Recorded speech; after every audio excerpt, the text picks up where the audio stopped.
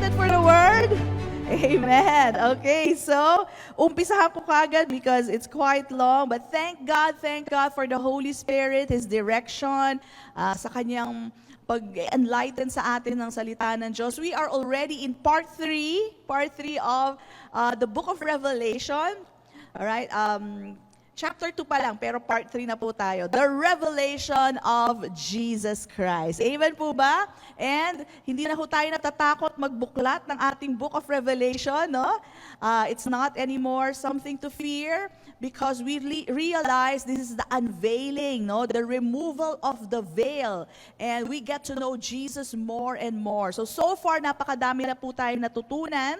And alam niyo po ba, in connection to the Father's Day that we have today, celebrate niyo yan, ilabas niyo si tatay. Ayan.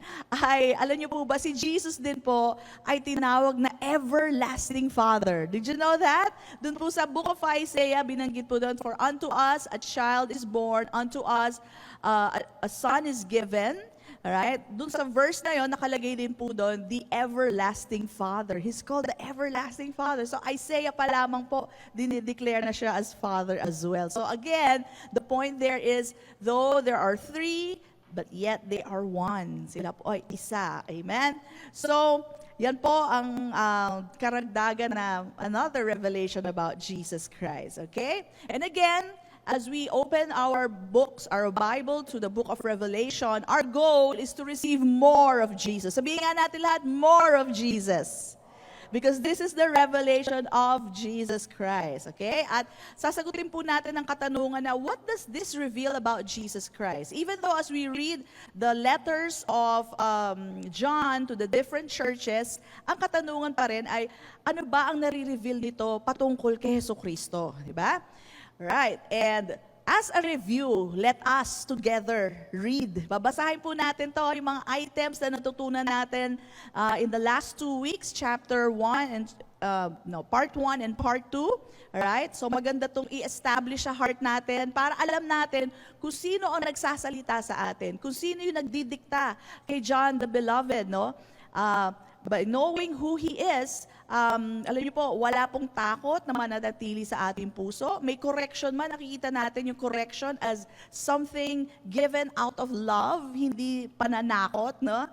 So let's read together. Okay, we have it on screen. Okay, babasahin natin the revelation of Jesus Christ in chapter 1. Sabay-sabay po, aloud, with excitement. Amen po ba? Ito po mga na-reveal sa atin. Ready and go. Faithful witness or martyr, firstborn from the dead, ruler over the kings of the earth, the one who loved us, one who washed us from sins with His own blood. Lakas! One who made us kings and priests unto His God and Father, one who is worshipped. Jesus, the Alpha and the Omega, Aleph Tav, the beginning and the end, who is and who was and who is to come, the Almighty.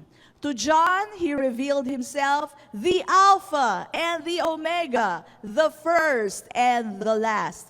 And describing one like the Son of Man walking in the midst of the seven lampstands or churches. Ano po ang description sa kanya? Ready and go. Head and hair white as wool and white as snow. Eyes like flames of fire. Feet like fine brass. Voice like sound of many waters. Right hand holds the stars, mouth outwent a sharp double-edged sword, the countenance like the sun shining in its strength. And then to John again, ang revelation ay first and the last, He who lives and was dead and now alive. And He has the keys of Hades and death. Yan po ang revelation. Napakadami po. Amen po ba? And that should be established in our hearts who He is. This is the unveiling of Jesus Christ. Now, I want you to notice the Alpha and the Omega was repeated twice and also the first and the last. So, na-explain na po natin yung Alpha and Omega. Now, I would like to point out to you, give emphasis to the words, the first and the last. Alam niyo po, inulit yan 2 beses, but for a purpose. And this is again to unveil Jesus to all of us. Sino ba tong the first and the last? Now again, Bible explains Bible, no? So what does the first and the last mean? Ano po ba yan, no? Now, I want you to observe sa book of Isaiah, God will use this title, the first and the last, for Himself and, hindi lang sa Kanya, for Himself and another person. And that is Jesus. Makikita niyo po, no? So let us read that. Isaiah 44 verse 6. At dito makikita niyo how they are one. Observe, okay? Sabi po dito, thus says the Lord, the King of Israel. So isa yon. And, pag sinabi bang and, may kasama? Yes, and His Redeemer, the Lord of hosts. Anong sabi? I am the first and I am the last. Besides me, there is no God. Napansin niyo ba yon? So, kung babasahin mo lang to without thinking of it, it's just, this is Old Testament. So, most probably, this is God speaking. Wala pa si Jesus dyan eh. Pero pag inintindi niyo mabuti, kung ano sinasabi, thus says the Lord, the King of Israel, that's one, and there's another person here, and His Redeemer, the Lord of hosts. Anong sabi nila? Anong sabi niya? Kasi, although dalawa sila, pero parang isa lang ang nagsasalita. Ang sabi, I. Hindi naman sinabing we. We are the first and we are the last. Hindi po ang sabi, I am the first and I am the last. Besides me, hindi niya sinabing besides us. Besides me, there is no God. So meaning to say, the Lord, the King of Israel, and His Redeemer, the Lord of hosts, though dalawa sila, pero isa sila. Are you getting it? Again, you see the Trinity coming into place. Of course, wala dito yung third person. Hindi siya referred dito. But in other places in the New Testament, referred sila lagi, 3, yet 1. No? So again, we can see here the title, Lord King of Israel, is I am the first and I am the last. And His Redeemer, sino pong Redeemer? Jesus, the one who redeemed us with His own blood. The Redeemer, who is also the Lord of hosts, is also, I am the first and I am the last. Besides me, isa sila, though dalawa sila, pero isa sila, besides me, there is no God. Amen? So, yan po yung pinaglalaban ng mga Muslim kasi sinasabi nila, besides God, there is no God. No, there's only one God. Yes, there is only one God, but our only one God is 3 yet 1. And the mind cannot perceive that. Paano yun? 3 yet 1? Ay, imposible. Hindi pwede mangyari yun. Okay, so hindi nila tatanggapin yun because the mind cannot capture it, cannot understand it fully. Pero again, as I've mentioned to you last week, hindi natin maintindihan, hindi mo parang imposible, hindi na totoo. Baka hindi lang kaya ng utak natin. Pwede, di ba? Pwede. Because I told you, the cell phone, years ago, cannot even be imagined by other people. Tingin ng ibang tao, way back then, in the time of Paul, in the time of John, imposible, mag-uusap, hawak lang parang kwadrado, tapos magkikita pa kayo, tapos magkakarinigan kayo, maski malayo, imposible. So back then, you cannot even perceive it. Paano mangyayari yun? Isang kapirasang, parang ganito lang yun, oh. Paano kayo magkikita niyan? Imposible, di ba?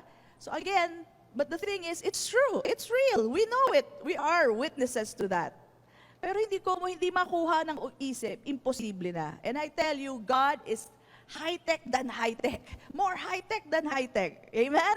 So kung hindi natin maintindihan ang Trinity, ilagay nyo lang siya as a beautiful mystery. Soon we will find out what it's all about, but it doesn't mean it's impossible. It doesn't mean it's not true. Amen? If God says it, that settles it. I believe it. Maski sabihin pa, 10 sila eh. Yun nga, sabi ko nga, alam nyo mas mahirap? Sabi ni Jesus, as God and I are one, so are you. We are one daw with them. Aba, yun mas mahirap. Ang dami nun. Sabi ko nga, nahirapan sa Trinity eh. Sabi nga, one din tayo with God. Yun ang mas mahirap. Pero still, it's true. Amen?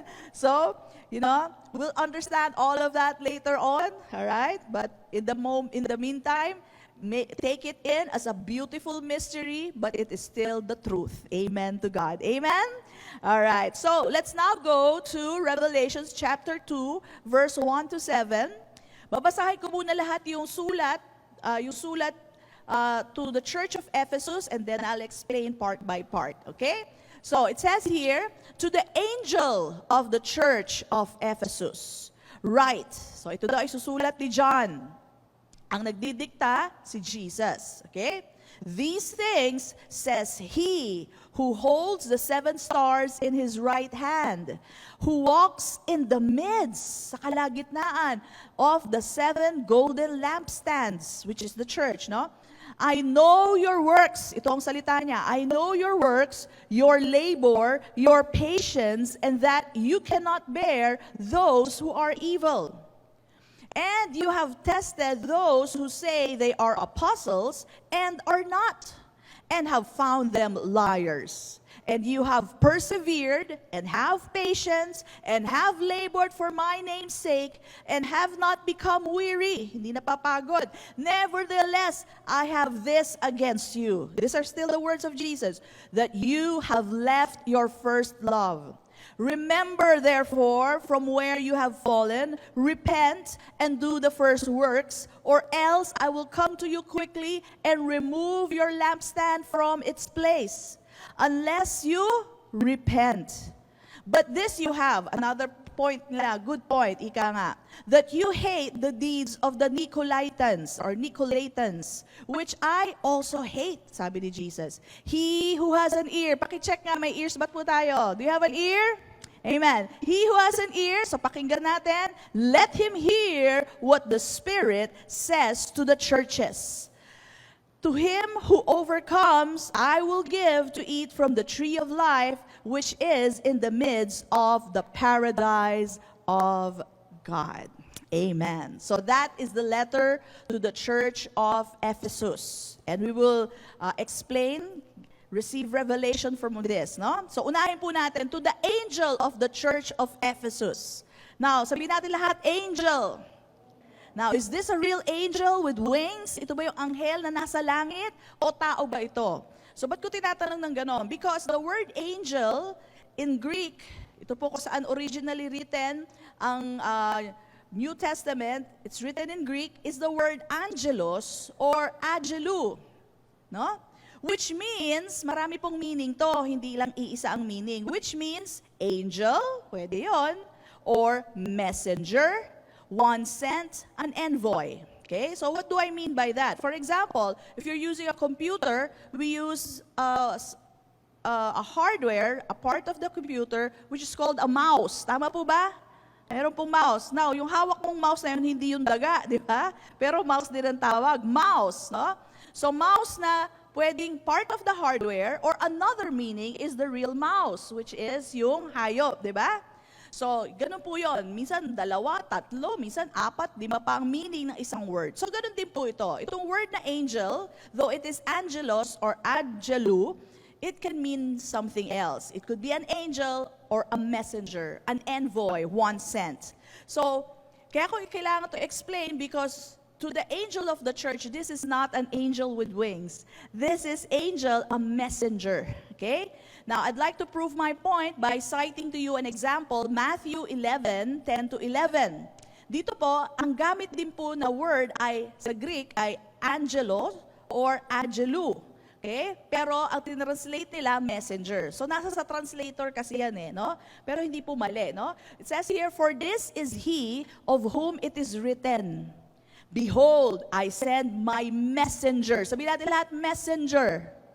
Before your face, at itong messenger na to, who will prepare your way before you, assuredly I say to you, among those born of women, there has not risen one greater than John the Baptist.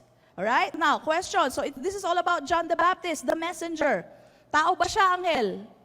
Tao. So, pwede pala yung angelou na yon be used for either a person or a real angel. Alright?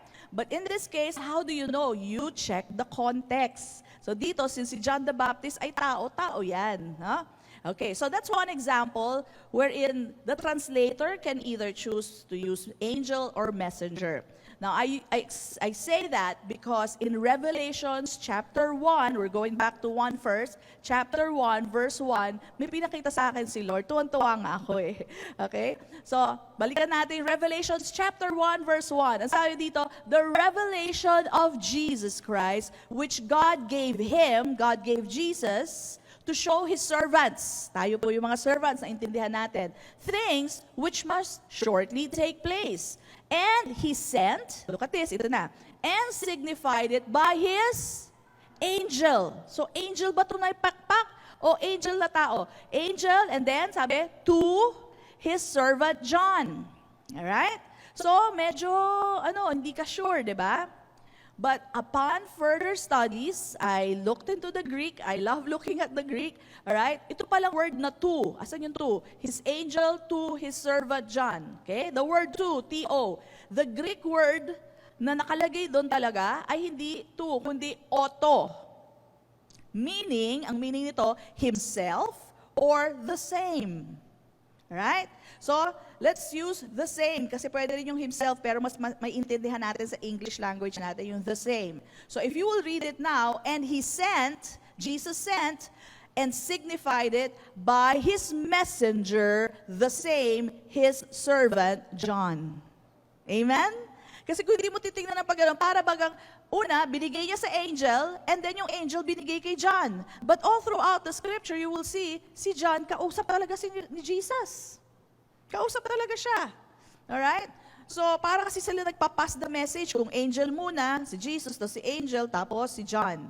But here, you will understand by using the Greek interlinear, you can Google that, you can read the Greek interlinear, no?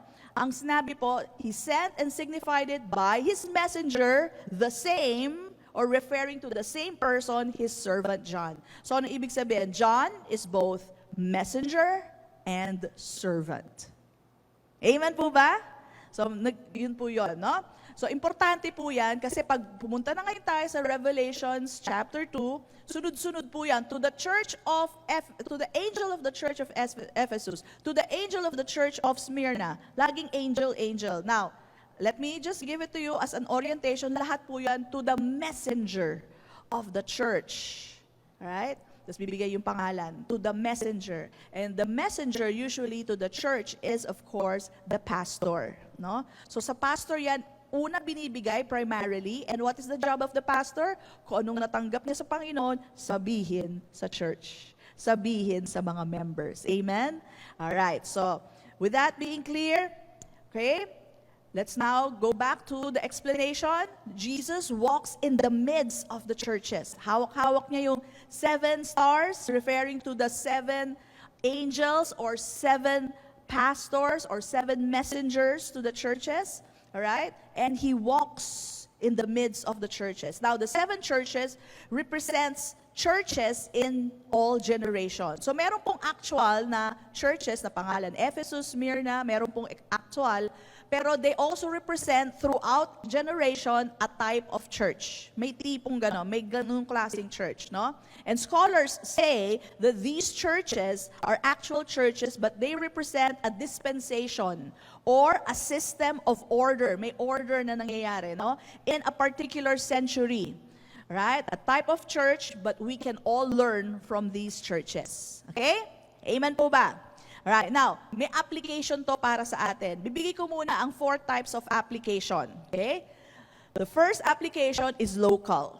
So when you say local, specifically para sa church na yon. So if it's written to the church of Ephesus, specifically, yun po ang situation ng Church of Ephesus. Pero meron pong number 2, which is general. Meaning to say, applicable sa Ephesus, pero yung katipo niya, all throughout the generation, applicable din sa kanila yon, even in our time. Okay? And then we have the personal application. So as we read these letters to the churches, meron din personal na nangungusap ang Panginoon sa atin. Amen? Nangungusap siya sa atin personally. And the fourth application is prophetic. When you say prophetic, it's for us, towards our future. It was for John towards his future, and yung mga future people for their future. Okay? It speaks to their future. Okay? So we will not go through all the 4 applications. Napakahaba po nun. There's so much to say about the book of Revelation, pero we will just look for Jesus. Alright? Yun po ang goal natin. Okay? Now, again, Jesus is always walking in the midst of the churches, the 7 golden lampstands, no? He never abandoned the church. Hindi niya iniwan. Sinabi niya kila John, kinabi niya doon sa mga disciples niya, I will be with you to the ends of the age. I will never leave you nor forsake you. Totoo po yun. And according to this, in the midst of the churches, he would always walk. Alright? So, hindi niya iniiwan. Bakit po? Ganun po ka-precious ang church sa kanya. Why? Because the church is blood-bought. By His own blood, He paid for the church. Amen? So, He is a hands-on God. Hindi po siya may secretary. Sabi mo na lang sa akin kung ano nangyayari sa church, sa FCI, dyan sa JIL, paalam mo na lang sa akin. Wala siyang ganon. Siya mismo, hands-on siya. He walks in our midst. Even right now, let me tell you, if you're not aware, He is right here in our midst. Amen po ba? Alright? And this is the way He loves us. Maski may nakikita siyang mga kamalian within the church, hindi niya tinatalikuran ng church, nandun pa rin siya. He's there to encourage, to correct, but He will not leave the church. Hands-on siya. Sabihin natin lahat, hands-on. Yan po ay matibay na demonstration ng pag-ibig niya sa atin. Hindi niya tayo iiwanan, maski tayo'y nagkakamali na. Alright? Instead, He will remind us, He will encourage us. Okay? First the pastor and then the members. Alright? At pararatingin niya sa atin ang kanyang mensahe. Okay? So, to every church, this is how Jesus would deal or would address them. Makikita niyo po itong pattern na to. Ephesus, Smyrna, isa-isa po yan, yung 7 churches na yan, ganito po ang dealing niya. Number 1, He would call their names to the angel of the church of Ephesus. Babanggitin niya talaga yung pangalan. And then number 2, He would give a revelation of who He is. Sa church of Ephesus, ni-reveal niya, I am the one who holds the 7 stars in His hand, all right? And He is the one who walks in the midst of the churches. So paalala to sa church of Ephesus na hindi siya nagpapabaya, siya ay nandoon, alam niya kung anong ginagawa ng mga tao sa church. Alam niya kung anong ginagawa ng church.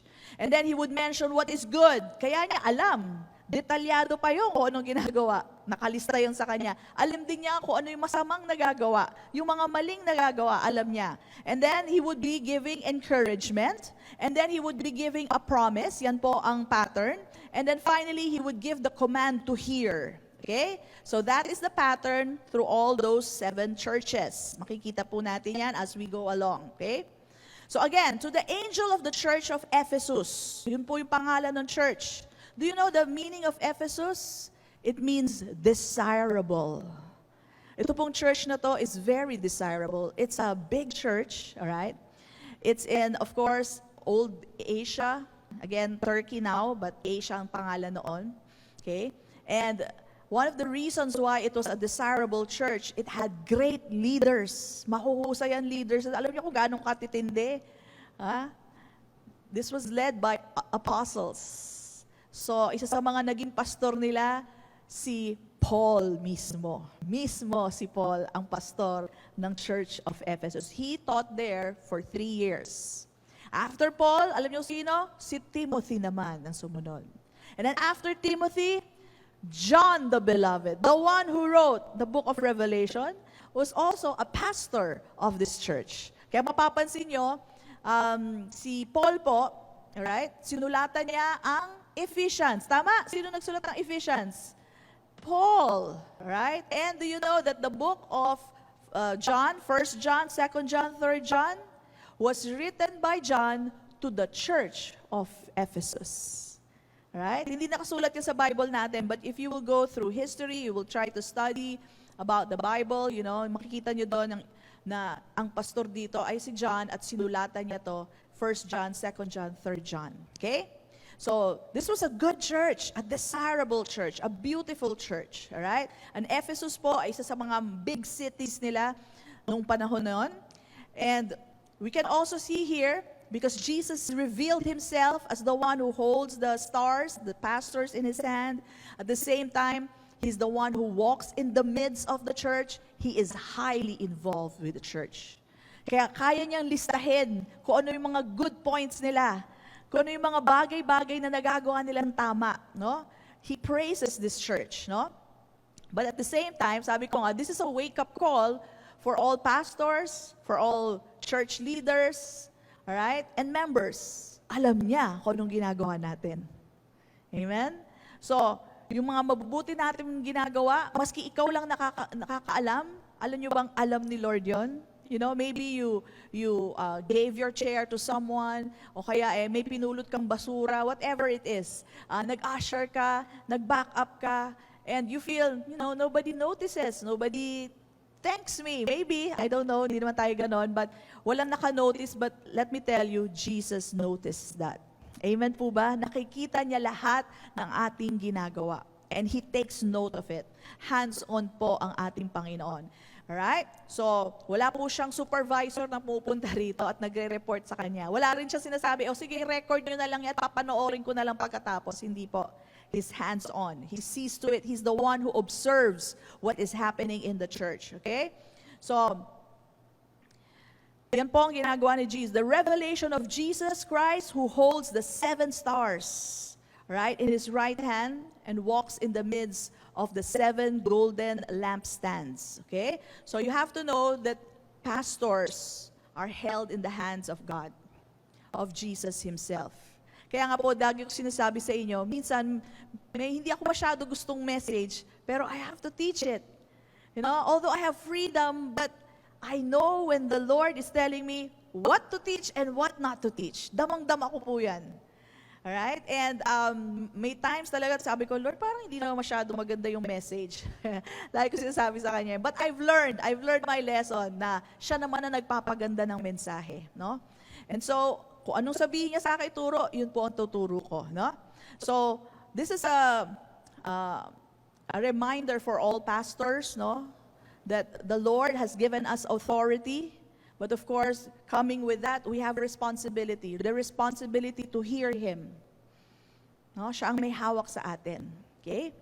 And then, I'd like to show you here, right, the 7 commendation. Hindi ho condemnation, kundi commendation of Jesus Christ for the church of Ephesus. Ibig sabihin, ito yung kapuri-puri sa kanila. Tingnan nyo very in touch siya with the churches. Sabi niya, I know your works and labor. Alam niya kung anong ginagawa natin. Your patience. You can't tolerate wicked people. Yan ang pangatlo. So, mean to say, ano yung you can't tolerate wicked people? Kasi there are times na may magpapasok na yung, sabi nga wolf in sheep's clothing, no? And magtuturo ng mali yan. So, itong mga taga-Ephesus, mga Ephesians, hindi nila tinotolerate yung pag mali. They're not nice to these wicked people. Hindi nila sinasabi, okay naman po yung mga maling tinuturo nyo, pero dahan-dahan lang. Hindi sila ganyan. Pag mali kang mali, we cannot tolerate that. Alright? Ganon sila. Diretso sila basta pag mga bagay na ganyan. Okay? And then, they tested apostles. There were false apostles back then. Nagpapanggap sila. Tinetest muna nila. So, very, sila dyan, vigilant sila sa ganyan. Yung mga heretics, no? And they persevered. So, miski meron silang trial, the church were going through a severe persecution. Maraming namamatay sa kanila, pinapatay ng mga emperors, but they persisted. They persevered, no? So, katulad po natin, no?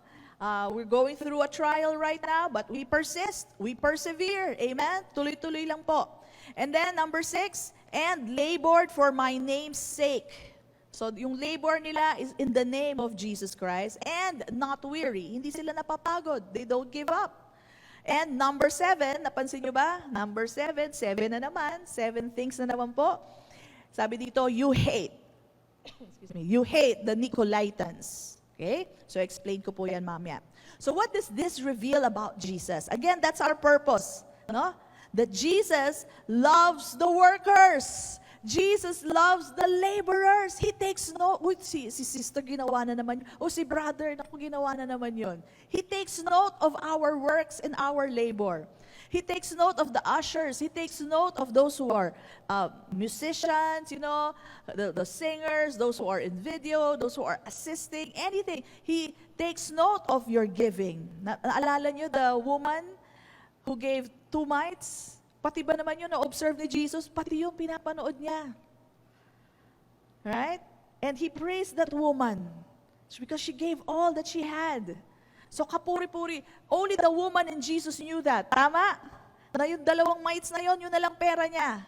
Kaya kung meron man tayo na ibibigay na maliit man yan, pero sinabi mo, Lord, this is what I give this wholeheartedly. The Lord knows that. Kayong 2 lang ni Jesus, enough na yon. Amen po ba? Alright? So He knows. Alright? He knows what is happening in our church. So, you might think na ikaw lang nakakaalam. Walang nakakaalam na iba, hindi. Alam ni Lord. So, that's a sobering thought, especially for a pastor and for leaders na, alam ni Lord lahat. So, beware. Hindi beware na matakot, kundi pay attention, ayusin natin kasi alam ni Lord lahat. Okay? And itong church na to, masipag. Masipag itong church na to, Church of Ephesus. Alright? Any work in church is important to God. Work in His name. Right? May patience sila. Hindi sila napapagod. And familiar tayo sa ganyan dahil itong church natin ganun din. We love to do that. Amen po ba? So alam niyo po yung mga ginagawa natin before. We have convergence, we have our faith groups, we have yung nagmi-minister tayo sa mga bata. Alam niyo po ba, maski kayo lang nakakaalam nun, alam ni Lord yan. Maski hindi nyo i-post sa Facebook, alam pa rin ni Lord yan. Amen? Now, the reason why we post, kasi nga we want to encourage people, no? But to join us, sa mga gustong sumali, because they want to minister, but that's not to boast. Kung magbo-boast man tayo, we only boast of the Lord Jesus Christ. Amen po ba? Alright. And the patience that we have, lahat po yan, alam po ng Panginoon. Okay? So, yan po reveal sa atin, the love of Jesus for the workers. For the laborers who are laboring in His name. He loves it. Na inilista po niya yan. If He did that to Ephesus, the general application is He does that for us as well. Amen? Yet, ito na yung minus point nila. Okay? Yet, or nevertheless, you have forsaken your first love. Okay? So they were doing all the right things. Okay, they were doing a lot of work, they were patient, kaya lang may kulang. They lost their love. Hindi man lang they have forgotten They lost it. As in nawala. Okay, so parang ganito po, maraming Martha, wala nang Mary. It's all about work. It's about, kaya lang habang nag-work sila, they're complaining now. Nagagalit sila doon sa mga nakaupo. Ba't sila nakaupo lang? Wala nang pag-ibig. Okay? So, ito pong first love na to, hindi po in-indicate kung ano po itong first love na to. But, because John was a pastor of this, and Paul was a pastor of this, pag binalikan natin yung mga letters nila, malalaman natin kung ano yung first love na nawala sa kanila. So, balikan muna natin si Paul. This is a clue. Okay? This is how Bible explains Bible. Okay? So, Ephesians. Ayan. Ephesians sounds alike, di ba? Ephesus. So, Ephesians yung mga tao, Ephesus yung pangalan ng church. Ephesians chapter 3 verse 19. To know, sabi ni Paul sa mga Ephesians, to know the love of Christ which passes knowledge, that you may be filled with all the fullness of God. Right? So, ang kakulangan nitong church na to, yung kaalaman patungkol sa pag-ibig ni Kristo. Alright? At ini-encourage niya itong church na to, get to know the love of God. The width, the depth, the height. Ito po yun kung naalala niyo yung verse na yun. The depth, the width, the height, the length of His love. Para sa ganun, mapuno kayo ng kabuuan ng Panginoon Diyos. Alright? And then let's now go to John. Again, John will give us a clue. Again, pastor din po siya nitong church na to. Alright? 1 John 4, 7 to 8. Beloved, sabi niya, let us love one another. For love is of God, and everyone who loves is born of God and knows God. He who does not love does not know God, for God is love. So this gives us a clue. At kung babasahin nyo talaga, yung 1 John, 2nd, 3rd, it's all about love. It's all about John telling them, uy, magmahala naman kayo. Ano ba naman kayo? Alright? So, ang problema talaga ng church na to, kulang sila sa kaalaman ng pag-ibig ng Diyos sa kanila. Tuloy, hindi nila ma-manifest ang pag-ibig sa bawat isa. Ang dami nilang works, pero nagkakainisan sila, galit-galit sila. Nagpapakain sila ng maraming tao, pero pag dumating yung mga tao, papakainan, mga patay gutom. Walang pag-ibig. Ginagawa nga nila yung pagpapakain, pero ang attitude nila, towards them, walang pag-ibig. Okay? So this gives us a clue. Kaya ito yung ine-encourage ni John sa kanyang church of Ephesus. Okay? So if you do not love one another, ang sabi dito, you do not know God. That's why we should love one another. And as a pastor, your pastor, I encourage you, love one another. The same love that you have received from Jesus Christ. Same na pagpapatawad na binigay sa atin ni Kristo, yun din ibigay natin sa kanila. Pastora, sama ng ugali niyan dati rin naman tayo masama ugali, pero pinatawad pa rin tayo. Amen po ba? Kaaway ko talaga yung pastora. Dati rin tayong kaaway ni Lord. But God demonstrated His great love for us that even when we were yet His enemies, Christ died for us. Amen! So this is the same thing that John was encouraging them. Magmahalan tayo. Huwag ganyan. Puro tayo work. Wala namang pag-ibig. Alright? So, maski sabihin natin, siyang mali, pastora, siya. Okay, mahalin mo pa rin. You don't have to like them. Hindi naman sabing like one another. Ang sabi, love them. So, maski hindi mo siya like, i-love mo na lang siya. Amen po ba? Alright? So, this is the kind of love that Jesus has shown us, the love of the Father. Alright? This is the same love that we give people. Okay, another verse, patunay lang po. 1 John 4:20-21. If someone says, sabi ni John, I love God, okay, and hates his brother, he is a liar. I love you, Lord. I love you, Lord. I hate you. Ano ba namang klase yun? Yung katabi mo, I hate you, pero kay Lord, I love you. Diba? Liar!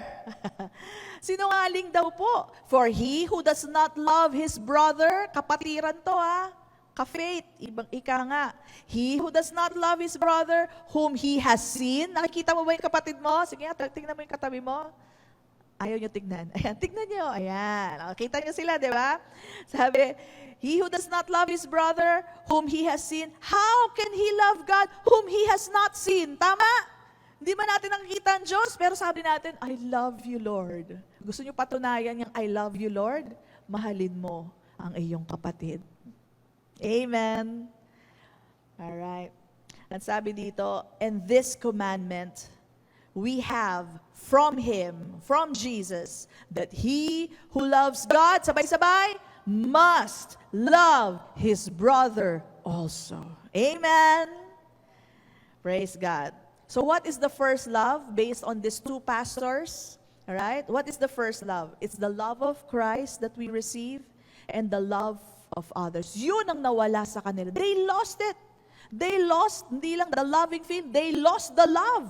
The first love that they had. Nawala po yun. They were just going through the motions, doing good works. Kaya yun. Di ba? Kaya naman magpanggap, gumagawa na mabuti, pero galit ang loob. Alam natin lahat yan. Pwede mangyari yun. And that is exactly what they did. They have lost the love, and yet they continue to do good works. Okay? That should not be. Kaya ang sabi sa kanila ng Panginoon sa Revelations 2:5, He says, repent. Okay? To the best church, ito pong Ephesus is the best church, right? But they need to repent.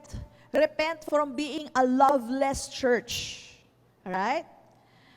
So repent means to change your mind, change your direction.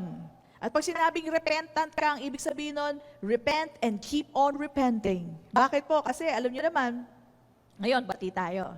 Mamaya, kaaway na.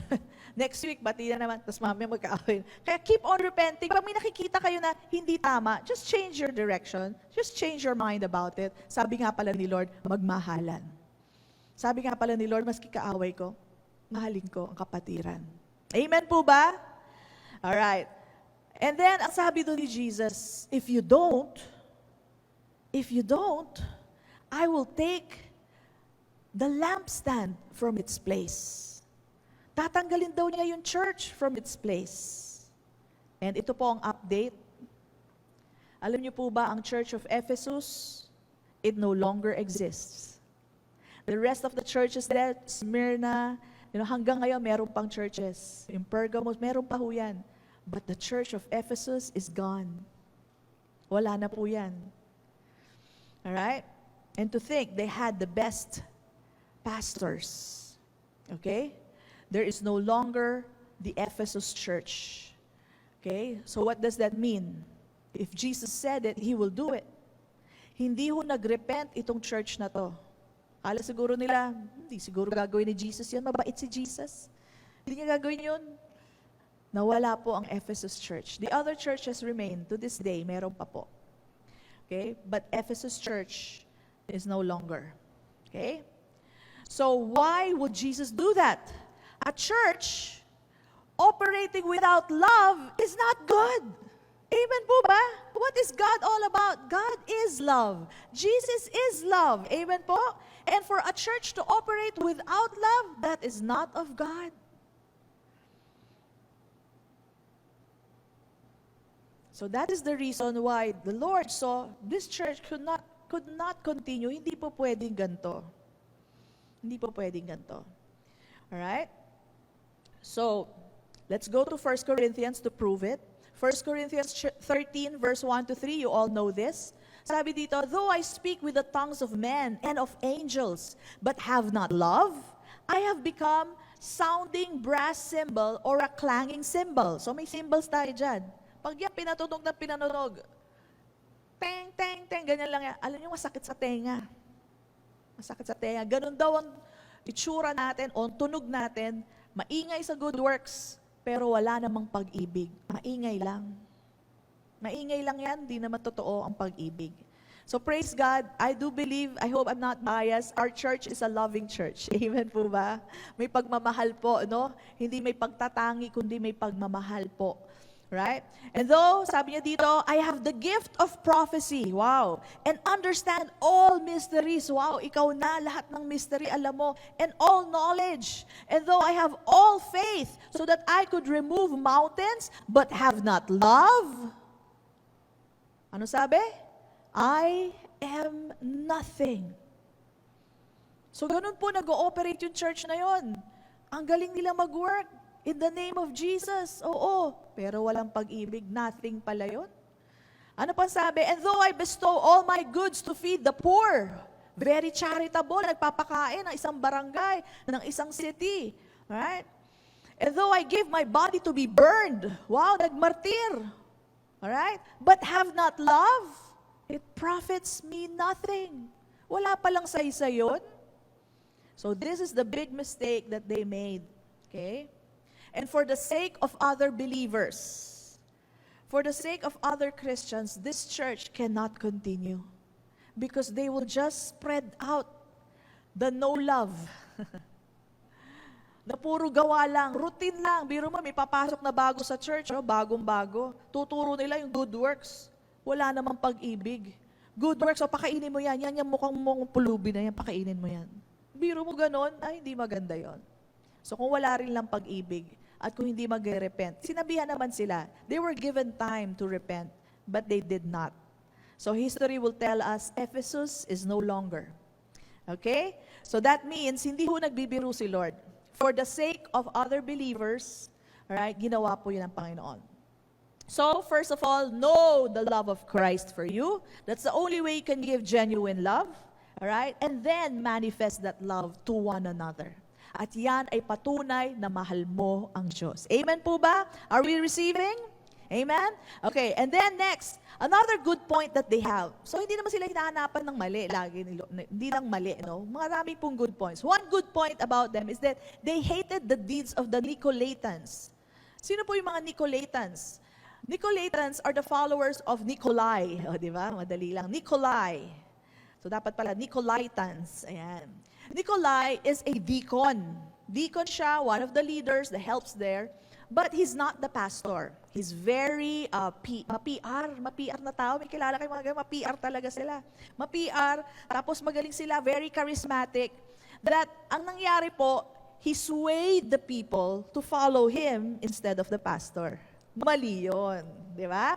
So, hindi naman tayo against leaders, but don't sway people against the pastor.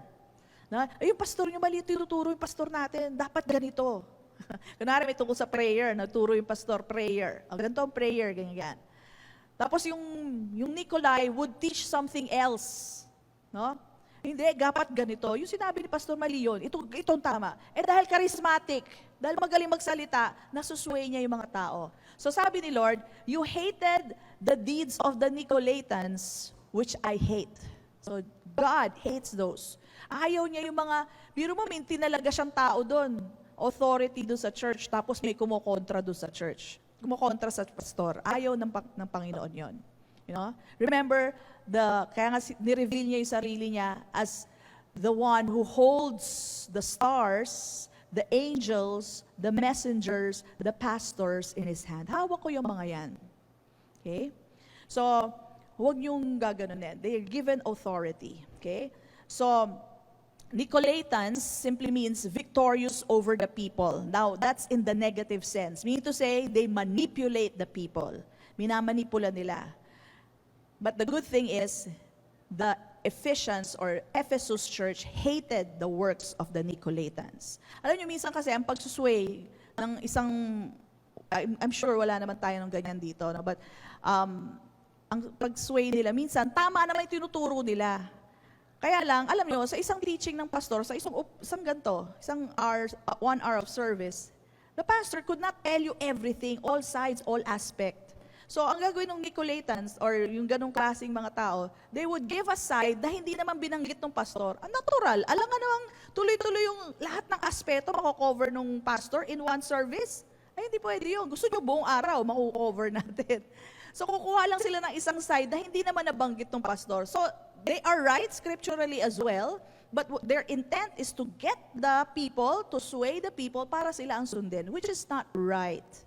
So, yun ang ayaw ng Diyos, na may tinalaga siya, tapos merong mga tao na, you know, katulad nito, it's deacon, wala man tayong deacon na gano'n, no? Praise God, na would sway people, manipulate people, and they would force people to follow them. Meron din silang gano'n, manipulative sila. They coerce, they force people to follow them. Ayaw ng Diyos na namimilit.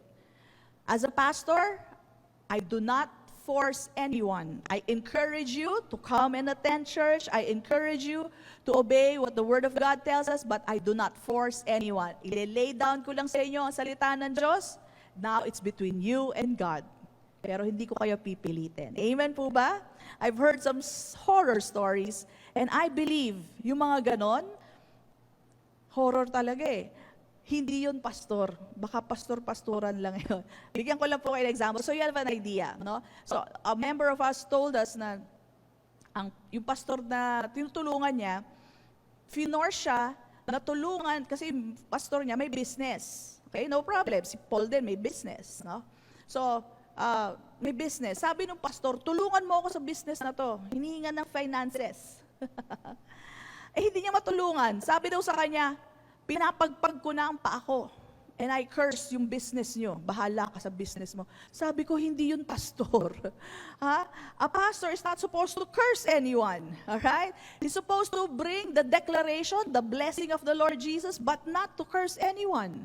Alright? So, kung makarinig kayo ng ganong klaseng pastor, pumakbo na kayo palayo, palayo.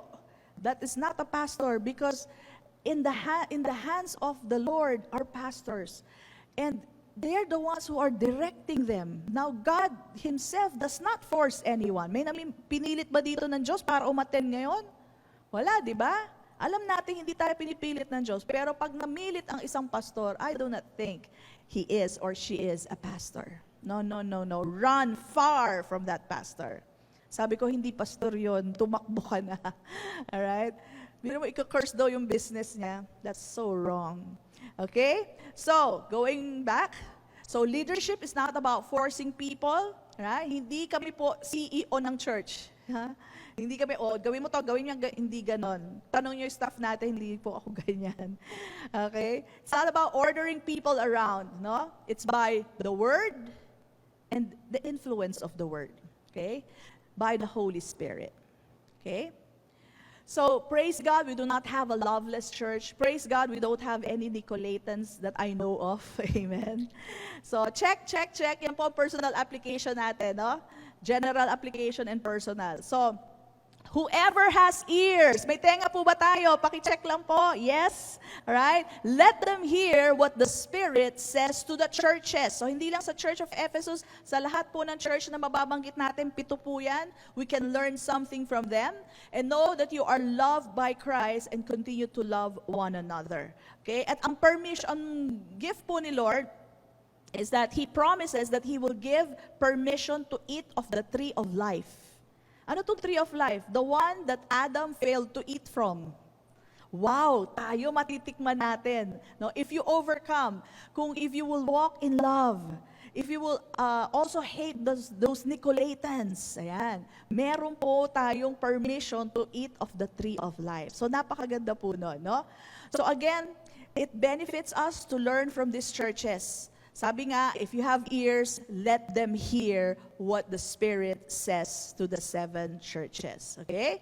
So let us continue to know the love of God, the love of people, right? The love of God for the ministry. And let me tell you, alam niyo po ba, can we have the picture again of Jesus in the midst of the 7? Okay, so this is a bad picture. Of course, imagine niyo na lang. But katulad sa Revelations 1, sinabi he's wearing a robe with a golden band on his chest. So, sorry, it doesn't look so good here, pero he's wearing a robe, right? So, what I'm trying to say is Jesus comes dressed for his part. He knows he's going to be worshipped here. He knows he's going to hear your prayer, hear your requests. He comes to minister to people, no? Ready po siya dyan. So, tayo rin po, when we come to church, right, let us be ready to worship Him. Hindi yung, pag nag-worship tayo, parang napakalayo ni Lord na nandun siya sa langit. Hindi po. Yes, He is in us, and yet He's also here within our church. No? Nandito po siya to minister. I heard a pastor sharing that he saw a vision. No, habang nag-church service sila, I think they were praying or praising, right? And he saw Jesus going around, holding one lady on the head, holding another one sa ulo niya, another man. And sabi niya, after the service, nag-testify yung babae, that same lady, sabi niya, yung sakit niya, habang nandun sa service, nawala. Tapos the same man that he saw, na hinawakan po ng Panginoon, na meron daw siyang problema, but during the service, alright, ay nagkaroon po ng solusyon yung kanyang problema. So this is the revelation.